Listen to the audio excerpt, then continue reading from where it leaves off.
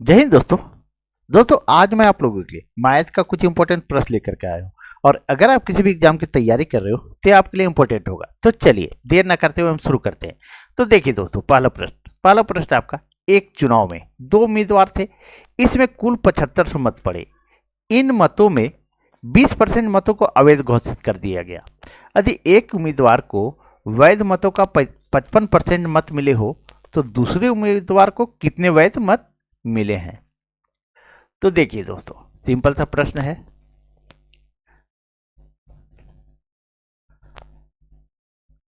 तो कुल मत कितना है? 7500, 7500।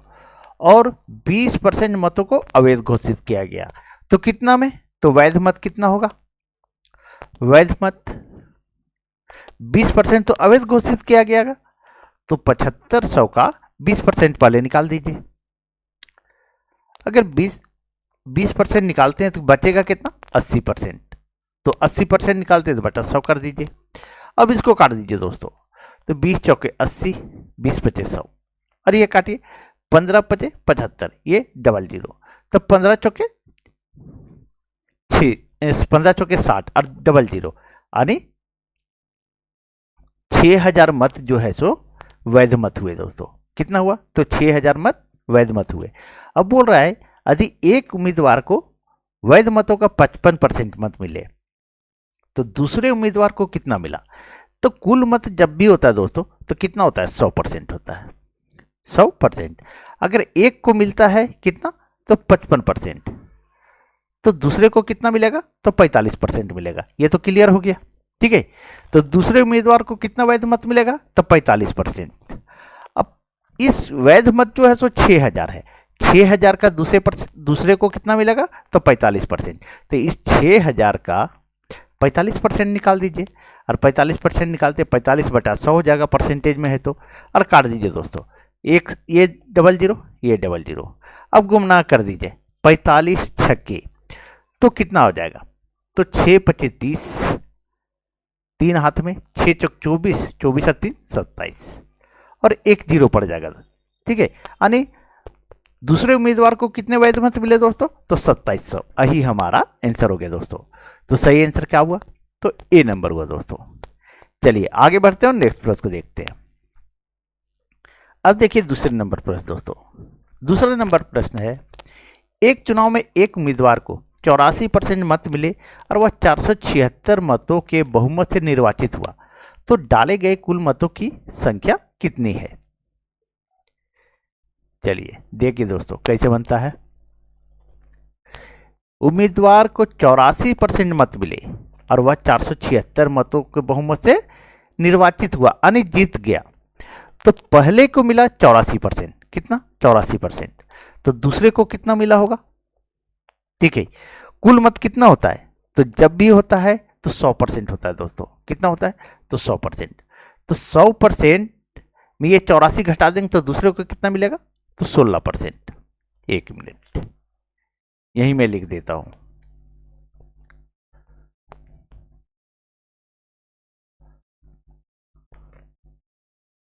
देखिए, पहले को मिला कुल मत 100%। पहले को मिल गया एक उम्मीदवार को 84%। कितना मिला? 84%। तो दूसरे को कितना मिला होगा? तो 16%। ठीक है, कितना मिला दूसरे को? 16%। अब एक को मिला 84%, दूसरे को मिला 16%। तो अंतर कितना है? तो अंतर बराबर, अंतर जब घटाइएगा 84 में 16 तो आपका आ जाएगा 68। कितना आएगा? 68% दोस्तों। ये 68% जो ज्यादा ये लाया है दोस्तों, वो 476 मत के बराबर है। कितना? 476 मत के बराबर है। तो 476 मत के बराबर है तो बोला गया कि डाले गए कुल मतों की संख्या कितनी थी। कुल मत कितना होता है? जब भी होता है तो 100%। बस ये 100% लिखिए, ठीक है। 476 गुने 100 बटा 68। अब काट दीजिए दोस्तों। और जब काटेंगे ये 68 सत्ते कट जाएगा, 476। अब 100 को 7 से गुना कर दीजिएगा तो 700 मत आएगा दोस्तों। कितना? तो 700। तो डाले गए कुल मतों की संख्या कितनी है? तो 700 है दोस्तों। यही आपका आंसर हो गया। आपको इतना लंबा ये जो मैंने लिखा ये लिखने की जरूरत नहीं है दोस्तों, ठीक है। ये जो मैंने लिखा इसको आपको लिखने की जरूरत नहीं है। आपको एग्जाम में शॉर्ट बनाना है कि एक पहले को मिला जब 84% तो दूसरे को मिला 16%, अंतर बराबर 476, तो 68% बराबर 476, तो 100% बराबर। बस इतना लिख करके इतना काट के बना देना दोस्तों। तो सही आंसर आ गया, तो बी नंबर। चलिए आगे बढ़ते हैं और नेक्स्ट प्रश्न को देखते हैं। अब देखिए तीसरे नंबर प्रश्न दोस्तों। तीसरा नंबर प्रश्न बोल रहा है 1 2 3 4 5 से लेकर के 30 तक की संख्याओं का योग ज्ञात करें। अब हम 1 से लेकर के 30 तक लिख के जोड़ने नहीं लगेंगे, ठीक है। इसका एक ट्रिक है दोस्तों, सिंपल सा ट्रिक है। योग बराबर पहली संख्या प्लस अंतिम संख्या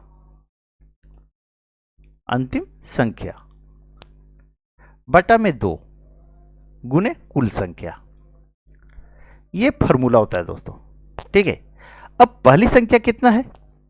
तो 1 है, और अंतिम संख्या कितना है? तो 30 है। तो 1 + 30 बटा में 2 कीजिए और गुने में कुल संख्या कितना है? तो 30 है। ये 30 से गुना कर दीजिए। अब लिखिए यहाँ 30 एक 31 हो गया, गुने 30 हो गया, बटा में 2। अब 2 से काटिए तो ये 15 बार में कट जाएगा, और 15 को 31 से गुना कर दीजिए, और 15 को 31 से गुना जब करेंगे हम तो 465 आ जाएगा दोस्तों। यही हमारा आंसर हो गया। तो 1 से लेकर के 30 तक की संख्याओं को अगर हम जोड़ते हैं तो हमारा योग कितना आएगा दोस्तों? तो 465। यही हमारा आंसर हो गया। चलिए आगे बढ़ते हैं और नेक्स्ट प्रश्न को देखते हैं दोस्तों। अगर आप लोग को वीडियो अच्छी लग रही हो तो प्लीज वीडियो को लाइक करें, चैनल सब्सक्राइब कर ले दोस्तों, और अधिक से अधिक शेयर कर दें। अब देखिए चौथा नंबर प्रश्न है 5 के 10 गुणजों का योग क्या होगा। अब यहां आ गया आपका गुणज, 5 के 10 गुणज। देखिए दोस्तों 5 के 10 गुणज, तो 5 के 10 गुणज कितना होगा? ये 50 आ गया। कितना आ गया दोस्तों? तो 50 आ गया। तो इसमें पहली संख्या क्या होगा? देखिए 5 10 इस तरह कर करके लिखेंगे तो 50 आएगा। तो पहली संख्या 5 और अंतिम संख्या 50 हो जाएगा।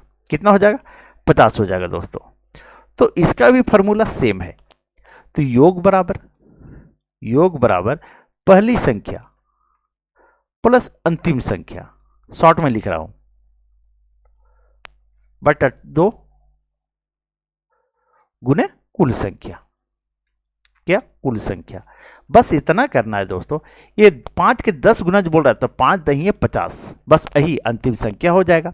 तो पहली संख्या 5 है, अंतिम संख्या 50 है, बटा में 2 कीजिए और गुना में कुल संख्या। तो कितना है कुल संख्या? तो 10 गुणज। कितना है? 10 गुणज। ये 10 लिख दीजिए। अब हम लिखते हैं 10 50 और 5 55 हो गया, गुने ये 10 हो गया, बटा में 2 कर दीजिए। अब इसको काट दीजिए दोस्तों, 2 बचे 10। अब और इसको गुना कर दीजिए।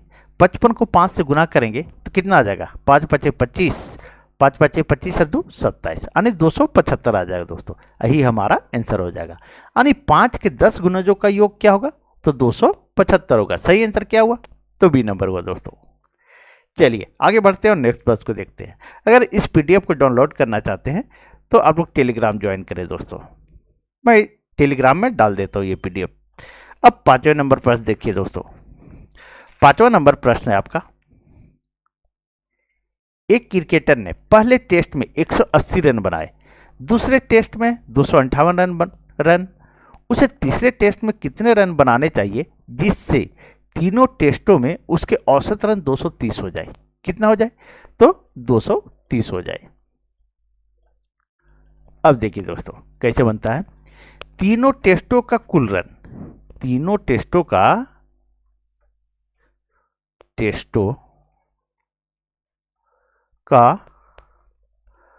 कुल रनों का योग, कुल रनों का योग इतना लंबा लिखने की जरूरत नहीं है, लेकिन मैं चलिए लिख दिया। ठीक है, तो 3 गुने कितना है, तो तीनों टेस्टों का औसत रन 230, तो 230 है दोस्तों। अब इसको गुना कर दीजिए, तो 230 को अगर हम 3 से गुना करेंगे तो 30 तिया 90 और 2 तिया 6, यानी 690 आ जाएगा। कितना आ जाएगा, तो तीनों टेस्टों का कुल रनों का योग आ जाएगा 690 आएगा दोस्तों। अब क्या करेंगे, अब बोल रहा है कि तीसरे टेस्ट में कितने रन बनाए, तो पहले में 180 रन और दूसरे में 258 रन, तो तीसरे में कितना बनाना चाहिए, तो तीसरे टेस्ट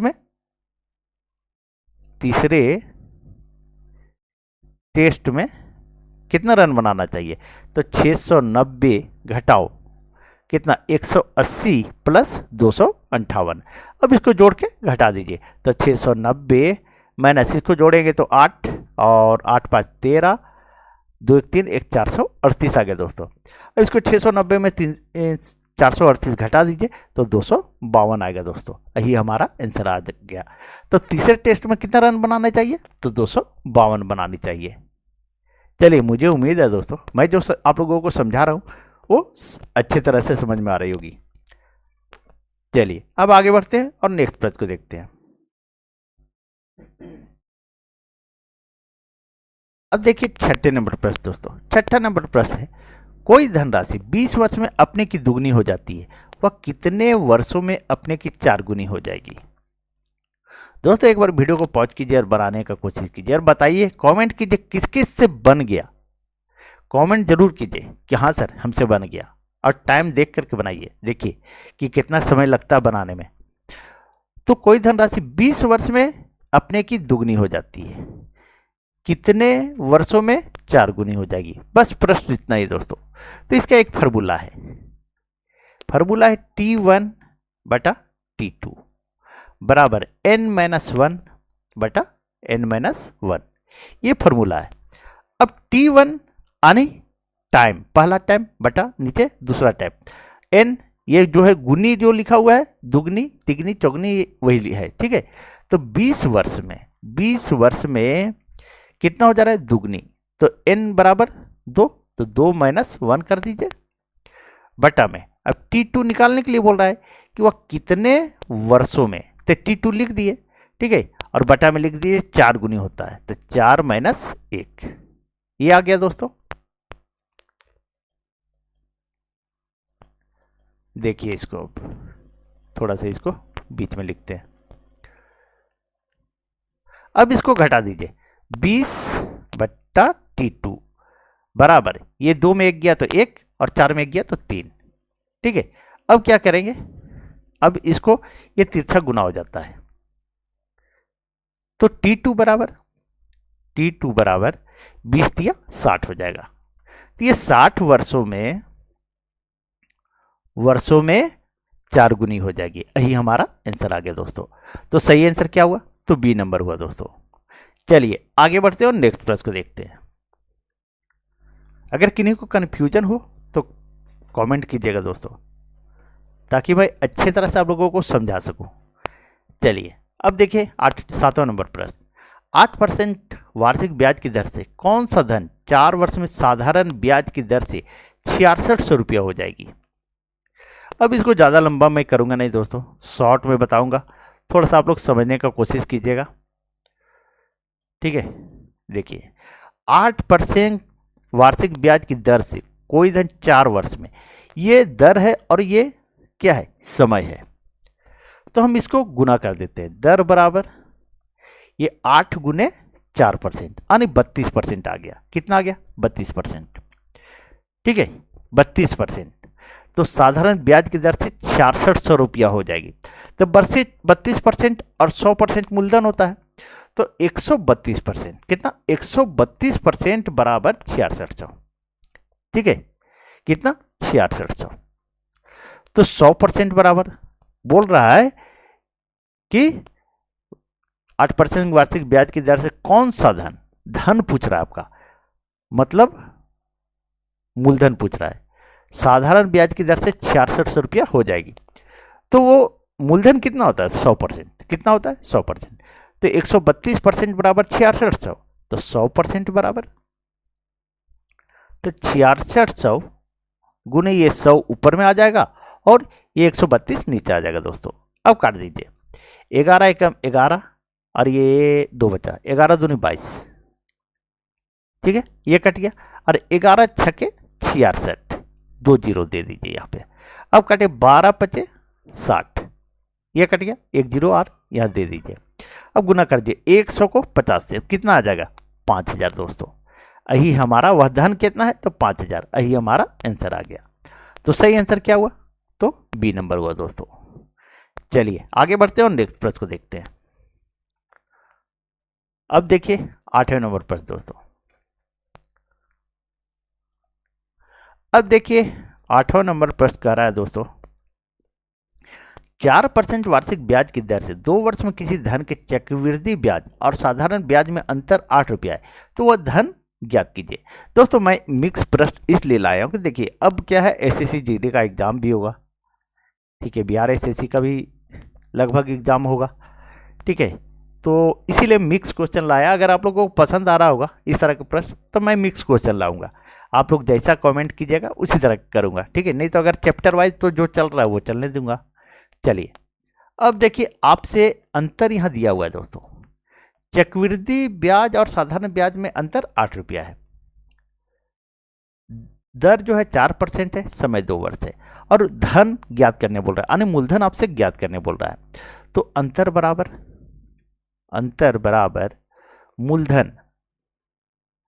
मूलधन गुने दर बटा 100 गुने दर बटा 100, ये है। अब 2 बार क्यों लिखे दर बटा 100, क्योंकि 2 वर्ष का है। चलिए समझ में आ गया होगा। अब अंतर दिया है कितना, तो 8 रुपया, तो यहाँ 8 लिख दीजिए, बराबर मूलधन हमको निकालना है, तो x मान लीजिए, दर कितना है, तो 4%, तो 4 बटा 100 कर दीजिए गुने 4 बटा 100 कर दीजिए।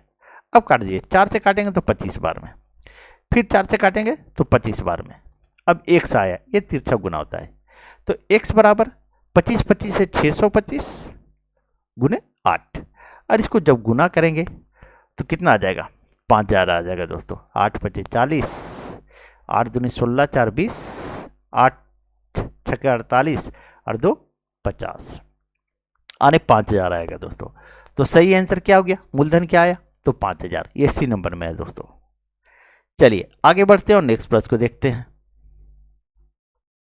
अगर इस तरह का प्रश्न आप लोग को अच्छा लग रहा होगा कि मिक्स प्रश्न पढ़े तो कमेंट कीजिएगा दोस्तों। अब देखिए 9वें नंबर को, 9वां नंबर प्रश्न दोस्तों, देखिए किसी धन के 3 वर्ष के चक्रवृद्धि ब्याज 3 वर्ष के साधारण ब्याज से 155 रुपया अधिक है, यदि ब्याज की वार्षिक दर 10% हो तो वह धनराशि कितनी होगी।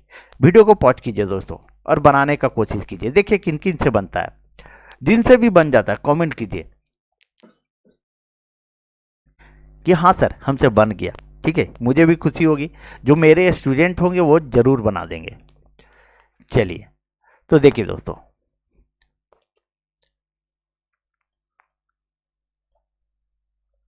चलिए आप लोग देख लिए होंगे दोस्तों, 3 वर्ष का चक्रवृद्धि ब्याज और 3 वर्ष का साधारण ब्याज,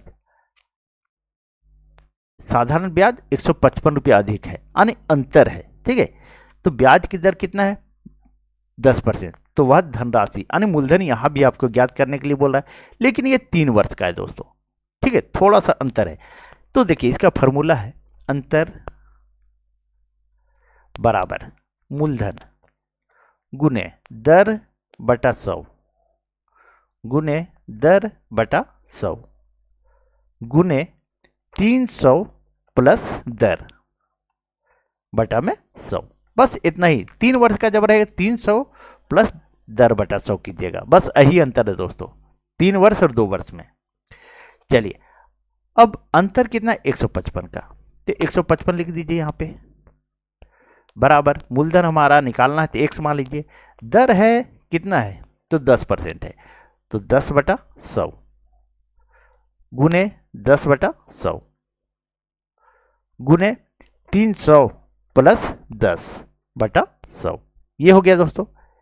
अब क्या कीजिए, इसको लिख दीजिए जैसे वैसे लिख दीजिए, 155 बराबर x गुने 10 बटा 100 गुने 10 बटा 100 गुने 310 बटा 100।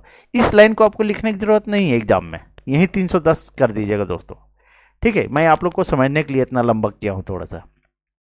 अब काटिए, ये जीरो ये जीरो ये जीरो ये जीरो कट गया। उसके बाद काटिए ये जीरो और ये जीरो, 31 बचे 155। अब तिरछा गुना हो जाएगा, ऐसे गुना होगा। ठीक है, तो x बराबर क्या आ जाएगा, तो 100 यहाँ है 10 यहाँ है। ठीक है, तो 100 नहीं है 10, 1000, 1000 को 5 से गुना करेंगे तो 5000, यही हमारा आंसर हो जाएगा दोस्तों। तो वह धन कितना आया, तो 5000 आया दोस्तों। तो सही आंसर क्या हुआ, तो ए नंबर। बस कुछ भी अंतर नहीं दोस्तों, बस ये लास्ट में 300 प्लस, ये जो 300 प्लस 10 बटा 100 है यही है, 3 वर्ष में यही बढ़ जाएगा आपका, और कुछ नहीं बढ़ेगा। ठीक है, चलिए, और जिनसे बना होगा कमेंट कीजिएगा दोस्तों। चलिए अब 10वें प्रश्न को देखते हैं। अब देखिए 10वें नंबर प्रश्न दोस्तों, 10वां नंबर प्रश्न है आपका। 48 मजदूर 7 घंटे प्रतिदिन काम करके 15 दिन में 300 मीटर लंबी नाली खोद सकते हैं।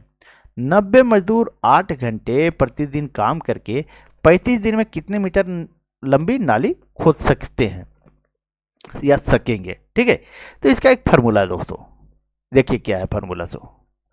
सिंपल सा प्रश्न है, देखिए क्वेश्चन लंबा देकर के कभी भी एग्जाम में छोड़िएगा नहीं आप लोग। देखिए फार्मूला है दोस्तों MDH, MDH। ये आप लोग मसाला का नाम सुने होंगे, क्या मसाला का नाम सुने हैं, MDH।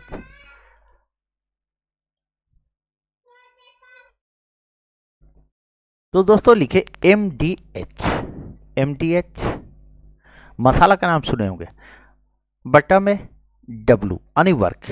अब यहां पे लिखे M2 D2 H2 बटा W2 यानी क्या है दोस्तों, M से मैन आदमी, D से डे यानी दिन, H से घंटा मतलब आदमी दिन और घंटा, और W है यानी वर्क, टोटल काम दोस्तों। फिर M2 D2 H2 मैन दिन और घंटा मतलब आदमी दिन और घंटा, और नीचे में है टोटल काम, कुल काम। अब ये है 48 मजदूर 7 घंटे 15 दिन, तो 48 मजदूर, तो 48 लिखिए गुने दिन कितना है दोस्तों, तो 15 दिन, 15 लिखिए गुने कितना घंटा है, तो 7 घंटा, ये लिख दिए।